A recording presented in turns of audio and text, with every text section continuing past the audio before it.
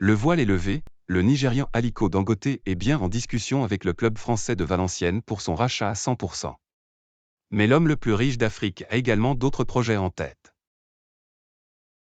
Le 13 avril, Eddy Ziyech, le président de Valenciennes, a confirmé au journal français L'Équipe qu'il existait bel et bien un « rapprochement » avec le Nigérian Aliko Dangote.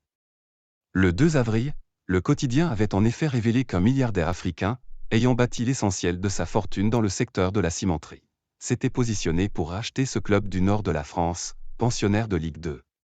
Tous les regards s'étaient alors tournés vers l'homme le plus riche du continent, le natif de Kano pesant 13,5 milliards de dollars. Plus personne n'ignore en effet l'intention d'Aliko Dangote d'acheter au moins un club en Europe depuis que ce grand supporter d'Arsenal a tenté de racheter les Gunners londoniens à 2 reprises, en 2016 et 2020. Selon nos informations, l'homme d'affaires souhaite en réalité prendre la direction de 3 structures. L'une de ces opérations serait d'ailleurs déjà finalisée.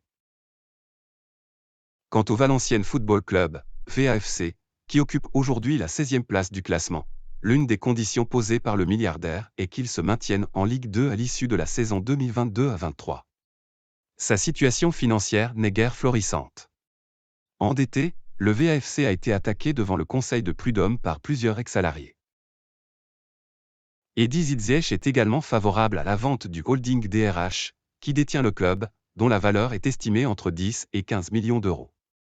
Ziyech a déjà reçu des offres et, pourtant, il est toujours là. Il entretient des rapports compliqués avec la mairie, le département et les supporters, rapporte un proche du VAFC.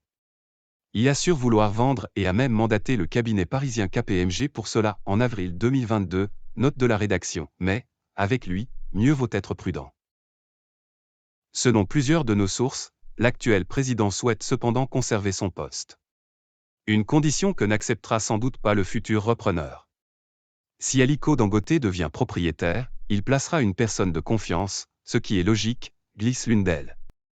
Et si Ziyech campait sur cette position, cela pourrait faire capoter l'opération. Merci d'avoir suivi cette émission, n'oubliez pas de vous abonner et de partager massivement cette vidéo.